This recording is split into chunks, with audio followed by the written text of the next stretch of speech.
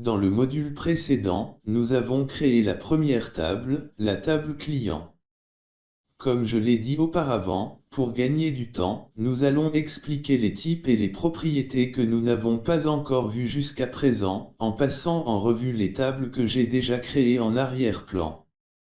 Mais avant, je vous signale que pour la création des tables, nous devons commencer par les tables qui ne contiennent pas des champs de liaison appartenant à des tables que nous n'avons pas encore créées. Pour cela, avant de commencer la création proprement dite sur Access, il faut dessiner ces tables sur papier pour pouvoir les examiner et définir l'ordre de création. Ainsi, pour notre cas, nous remarquons sur ce dessin des tables que seule la table client et la table famille ne comprennent pas les champs des autres tables, on les appelle les tables des champs pairs. Nous commençons donc d'abord par la création de ces tables qui ne dépendent pas d'autres tables. La table client, nous l'avons déjà créée, donc on procède en deuxième lieu à la création de la table famille. Ensuite nous constatons que la table commande dispose d'un champ de liaison avec la table client, c'est le champ ID client, on l'appelle champ fils. Et puisque nous avons déjà créé la table client, donc nous pouvons procéder à la création de cette table commande, en troisième lieu. La table produit contient aussi un champ fils de la table famille, c'est le champ ID famille qui est ici. Cette table sera créée en quatrième lieu, après la création de la table famille. Et enfin, la table détail commande qui comprend à la fois deux champs fils, un champ de liaison avec la table commande qui est ici nom commande, et un champ de liaison avec la table produit qui est ici ID produit, nous allons procéder à sa création en dernier lieu. Nous passons maintenant aux types et aux propriétés des champs de chaque table. Pour la table famille, elle comprend deux champs, un champ ID famille, de type numéro auto et possède les propriétés de la clé d'accès, c'est-à-dire entier long, incrémenté et indexé sans doublon. Et un champ famille, de type texte court, et qui possède les propriétés que nous savons maintenant paramétrer. Pour la table commande, elle comprend un champ clé d'accès, que nous avons nommé ID commande, de type numéro auto et qui dispose des mêmes propriétés que nous avons vues sur le champ ID client de la table client. Un champ de liaison avec la table client, que nous avons nommé ID client et que l'on pouvait nommer autrement d'ailleurs. Ce champ doit recevoir l'identification du client concerné par la commande à enregistrer dans cette table, donc ce client doit déjà exister sur la table client. Pour s'assurer qu'il existe déjà, ce champ doit pouvoir effectuer la vérification de son existence. Cette vérification, c'est justement le rôle du type que nous allons attribuer à ce champ. Donc nous allons lui attribuer le type assistant liste de choix. En choisissant ce type, le système nous affiche ce tableau de paramétrage qui nous donne de choisir entre deux possibilités. Première possibilité, c'est d'accéder à travers ce champ à un champ d'une autre table et de choisir une des données qu'il contient. Deuxième possibilité, c'est de rentrer une nouvelle liste de données que nous pourrons choisir au moment de la saisie. Pour notre cas, c'est la première possibilité que nous voulons. C'est-à-dire, au moment de la saisie de la commande, nous pouvons accéder à la liste des clients pour choisir le client concerné par la commande en question. Donc on coche cette case et on clique sur Suivant. Ensuite, le système nous demande de choisir la table dans laquelle se trouve le champ des données que nous voulons consulter pour chercher et retenir le client concerné. C'est bien sûr, la table client. On clique sur Suivant. Après le système nous demande de choisir parmi les champs de cette table cible, le champ qui contient les données à consulter. Nous pouvons choisir n'importe quel champ de cette table, mais pour que l'information soit claire pour l'utilisateur, nous choisissons de visualiser les noms des clients qui sont dans le champ non-cli. On se positionne sur non-cli et on clique sur le signe supérieur ici pour sélectionner ce champ. Les deux signes supérieurs ici permettent de sélectionner tous les champs. Nous pouvons aussi désélectionner un champ ou tous les champs, à l'aide de ce signe inférieur ou double signe inférieur. Après la sélection du champ non-cli, on clique sur Suivant. Le système nous demande si nous souhaitons afficher les données triées ou non, par ordre croissant ou décroissant et sur quel champ le tri doit s'effectuer. Pour notre cas, un tri utile serait croissant, par ordre alphabétique sur les noms. Le choix effectué, nous cliquons sur Suivant. Ce tableau nous permet de régler la largeur de la colonne de la liste qui sera affichée pour choisir le nom du client et de demander si la clé d'accès doit apparaître ou non sur cette liste. Nous laissons la clé cachée et nous cliquons sur Suivant. Ce tableau nous demande de changer le nom de l'étiquette de la liste de choix, si nous le souhaitons. D'autres options sont possibles dans ce tableau et qu'on aura l'occasion d'expliquer au moment opportun. Nous laissons donc le même nom d'étiquette et nous cliquons sur Terminer. Pour ce type assistant liste de choix que nous avons attribué au champ ID client, vous remarquez que le système a repris toutes les propriétés de son origine que nous avons déjà définies lors de la création de la table client. Après la maîtrise de la procédure de création des listes de choix, vous pouvez effectuer les modifications que vous désirez à l'aide de cette option liste de choix. Pour le moment, ce que nous avons vu est largement suffisant pour utiliser efficacement les listes de choix. Ensuite, nous passons à la création du champ date, donc nous choisissons comme type dateur. Dans la liste de propriétés, on peut choisir le format que nous souhaitons à partir de cette liste. Comme vous voyez, nous avons plusieurs formats. Nous pouvons choisir aussi de mettre un masque de saisie dont plusieurs formes sont proposées dans ces options. Dans le cas où vous ne choisissez pas de masque de saisie, au moment de l'utilisation, une icône du calendrier apparaîtra à côté du champ, nous permettant de choisir la date en survolant ce calendrier. Ceci se présentera comme dans cet écran. Si on se place sur le champ date, vous voyez cette petite icône à côté. En cliquant dessus, nous avons ce calendrier où on peut chercher et sélectionner la date. Cette icône, nous pouvons la cacher en changeant cette option tout à fait en bas, afficher le sélecteur de date, en mettant à la place de à certaines dates l'option jamais. Pour les autres propriétés de ce champ, elles fonctionnent de la même façon que ce que nous avons déjà vu pour les champs précédents. Nous créons ensuite le champ commentaire, nommé ici Comment. Ce champ va contenir les recommandations particulières des clients, et il peut s'agir d'un texte long qui dépassera les 255 caractères fixés pour le type texte court. Nous allons donc lui attribuer le type texte long. À la différence du type texte court, le type texte long n'a pas la propriété taille du champ. Pour les autres propriétés, elles sont pratiquement les mêmes que pour le type texte court.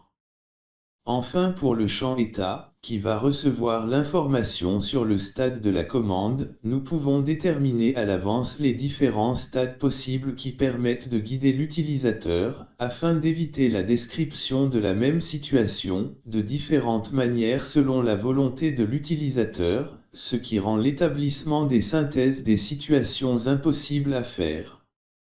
Pour cela, nous choisissons comme type de champ, le type assistant de liste de choix, mais cette fois nous n'allons pas chercher les informations d'une autre table, mais nous allons définir notre liste spécifique. Donc nous sélectionnons assistant liste de choix.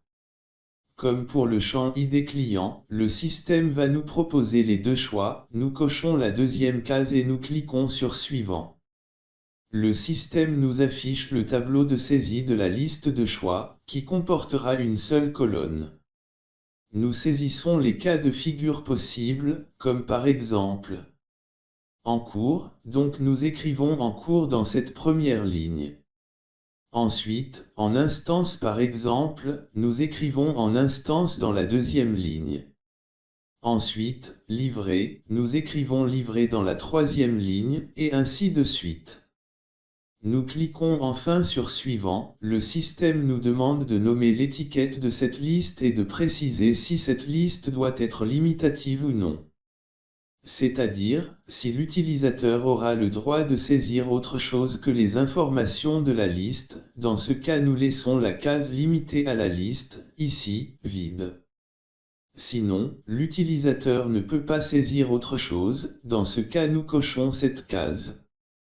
L'option d'en bas permet de préciser si on peut saisir ou pas plusieurs choix dans le même champ. Et puis nous cliquons sur Terminer. Les options des propriétés de ce champ sont les mêmes que pour les propriétés des champs de type texte court. Ainsi, notre deuxième table, la table commande est créée, typée et paramétrée par les propriétés désirées. Dans le même ordre de création des tables que nous avons fixé suite à l'examen de notre dessin des tables, nous allons maintenant créer la quatrième table, la table produit. Celle-ci contient les champs suivants. La clé d'accès nommée ID produit, de type numéro auto et possédant les paramètres usuels des clés d'accès. Le champ de liaison avec la table famille, nommé ici, ID famille. Je me permets de répéter la création de son type pour bien retenir la procédure. Donc, nous choisissons le type, assistant liste de choix. Nous laissons le premier choix comme indiqué ici. Je veux que le champ liste de choix extrait les valeurs d'une autre table ou requête. Nous cliquons sur Suivant. Nous sélectionnons la table T famille, puisque c'est dans cette table que se trouvent les données des familles que nous voulons consulter et choisir la famille à retenir. Nous cliquons sur Suivant.